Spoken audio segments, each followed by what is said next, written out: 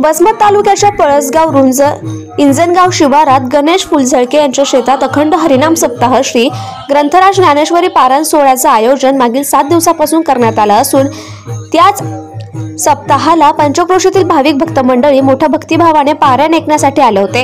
मागील 19 वर्षापासूनची अखंड हरिनाम सप्ताहाची परंपरा कायम ठेवत दरवर्षीप्रमाणे याही वर्षी या तीनही गावकऱ्यांनी उत्स्फूर्त असा अखंड हरिनाम सप्ताह ठेवण्यात आला। टाळ मृदुंगाच्या निनादात 7 दिवस कीर्तनाचा लाभ भक्तांनी घेतला।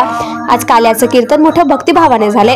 हे ऐकण्यासाठी पंचक्रोशीतीलच नव्हे तर असंख्य गावातील नागरिक, महिला आणि भक्तजन मंडळी उपस्थित होते। आज भव्य महाप्रसादाचे आयोजनही करण्यात आले। उत्कृष्ट हरिनाम सप्ताहासाठी मागील 7 दिवसापासून परिसरातील भक्तांनी अविरत परिश्रम केले। श्री गजानन महाराजांचा स्मृती सोहळा निमित्त हा उत्सव नेहमीप्रमाणे याही वर्षी भरला होता आणि या निमित्ताने स्नेह मिलन, आपापले विकलेले मन शुद्ध करणे यानंतर काढला असा प्रकार आहे। भेद जो राहिला आहे तो अभेद करून टाक, त्यामध्ये समाजसेवा, द्वेषसेवा, अज्ञान विद्यार्थ्यांना शिक्षण आणि पुढील पिढीसाठी धर्मजागृत राहावा, तसेच देशाचं संरक्षण व्हावं आणि आपण एकोप्याने यावं, श्रद्धा भावनांनी यावं, कुठल्याही जाती धर्माचा भेद नसावा असं महाराज बोलताना म्हणाले।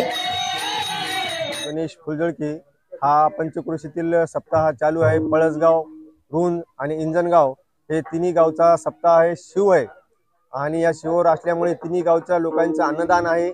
याच्यामध्ये 7 दिवस सकाळ संध्याकाळ दोन्ही टाइम सुद्धा अन्नदानाच्या पंक्ती चालूच राहत असतात। त्याच्या सर्व मंडळीचे व सर्व गावकरी मंडळी आणि आपल्या इथली पळसगाव, रुंज, गुंज, आपले इंजनगाव या सर्व गावातील मंडळींचा याचा सहभाग आहे आणि हा सप्ताह म्हणजे शिववर आहे, म्हणजे तिन्ही गावची शिव आहे। खालून आहे पळसगावची शिव, इकडून इंजनगाव, सावरगाव या तिन्ही गावची शिव असल्यामुळे अखंड हरिनाम सप्ताह तिथं गजानन महाराज यांचं देवस्थान असल्यामुळे लाखो लोकांची समजा सकाळ संध्याकाळ पंक्तीचा हे होते। आज कार्यक्रम असल्यामुळे आपल्या येथील काल्याचे कीर्तनकार सुधीर महाराज जोशी शिरडकर यांचं काल्याचे कीर्तन असल्यामुळे आता काला आहे यात मोठा महाप्रसाद होणार आहे आणि इथं कम से कम 4 ते 4.5 हजार ते 5 हजार माणसं, भाविक, महिला व पुरुष मंडळी भोजनाकरता येणार आहे। कोडोळे या ठिकाणी गजानन बाबाचा सप्ताह चालू आहे। या सप्त्याला इंजनगाव, पळसगाव, रुंज, गुंज सगळे सहकारी होते। पंचक्रोशीतील सप्ताह आहे आणि शिरडचे महाराज गुरु आहे, त्याचे कीर्तन आहे आज काल्याचं, ते सुधीर महाराज यांच्या आता काल्या झाल्याच्या नंतर लगेच पंक्ती बसतात।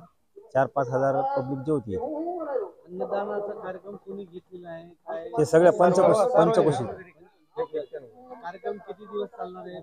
ते आता 7 दिवस झाला, आता आखरी दिवस आहे। 2 टाइम पंक्ती आहेत। 7 दिवस केला, आता आखरी काल्याचा दिवस आहे। आज पंगत लास्ट आहे। आता ही 19 वर्षाची। या ठिकाणी आज जवळपास या सप्त्याला सुरुवात होऊन 19 वर्ष झालेली आहे।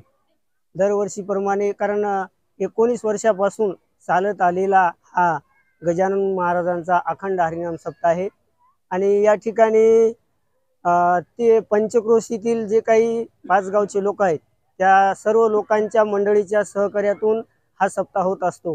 म्हणजे त्यामध्ये पळसगाव आलं, रुंज आली, इंजनगाव आलं आणि या ठिकाणी गुंज आलेले आहे।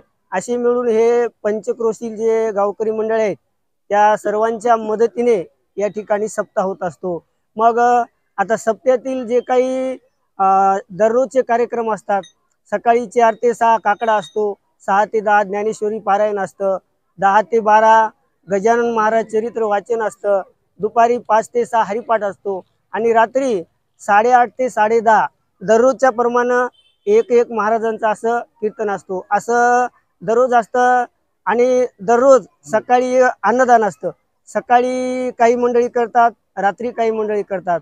त्याप्रमाणे हा 19 वर्षापासून चालत आलेला अखंड हरिनाम सप्ताह आहे आणि दर वर्षाप्रमाणे यावर्षी आजची कीर्तन रूपी काल्याची, म्हणजे आपण ज्याला काला म्हणतो, शेवट ती काल्याची कीर्तन रूपी सेवा हरिभक्तपरायण गुरुवर्य सुधीर महाराज शिरड शहापूरकर यांची संपन्न या ठिकाणी झालेली आहे आणि एकंदरीत संपूर्ण गावकरी मंडळीचं सहकार्य असल्यामुळं हा कार्यक्रम या ठिकाणी अतिशय उत्तम यशस्वीरित्या या ठिकाणी पार पडत असतो। भक्तांना मी एकच संदेश देतो, गजानन महाराजांच्या स्फूर्तीस्थान असणारा हा सोहळा आहे। या ठिकाणी उत्सव प्रत्येक वर्षी साजरा होतो।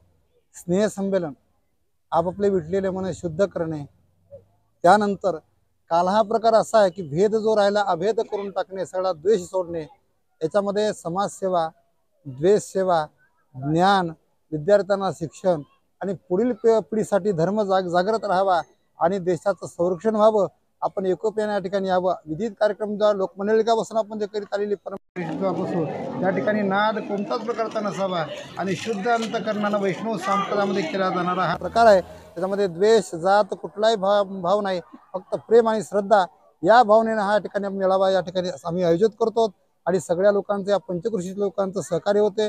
येथील स्थानिक असणारे परोळे परिवार, स्थानिक असणारे सगळे परिवार जे आहेत, फुलझळके असणारे परिवार, सर्व आम्हाला नेहमी सहकार्य करतात आणि त्यांची तळमळ ही बरेच दिवसापासून असते बरं का, की तुम्ही या आणि सगळ्याला ते हाक मारतात, त्या पद्धतीने त्याची सेवा करतात. हे त्यांचं अवभाग्य बरं का, आणि त्याला सहकार्य आमच्याकडून होईल तेवढं आम्ही करतो आणि तुमचं सहकार्य लागल्याबद्दल कोटी कोटी शतशः धन्यवाद. सगळ्या गावकरी मंडळीला शतशः धन्यवाद.